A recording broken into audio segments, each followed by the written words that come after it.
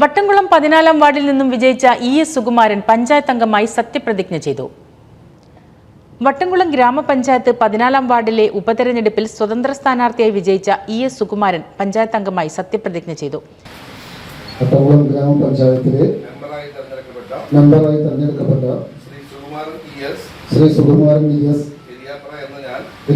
എന്ന ഞാൻ നിയമാനുസരണം നടപ്പാക്കിയ ഇന്ത്യൻ ഭരണഘടനയോട് യഥാർത്ഥ വിശ്വാസവും കൂറും പുലർത്തുമെന്നും ഇന്ത്യയുടെ പരമാധികാരവും അഖണ്ഡതയും നിലനിർത്തുമെന്നും ഭയാശങ്കയോ മമതയോ വാത്സല്യമോ വിദ്വേഷമോ കൂടാതെയും ഞാൻ എൻ്റെ ഔദ്യോഗിക കൃത്യങ്ങൾ യഥാവിധി വിശ്വസ്തയോടും എൻ്റെ പരമാവധി കഴിവും അറിവും വിവേചന ശക്തിയും ഉപയോഗിച്ചും നിർവഹിക്കുമെന്ന് ദൃഢപ്രതിജ്ഞ ചെയ്യുന്നു.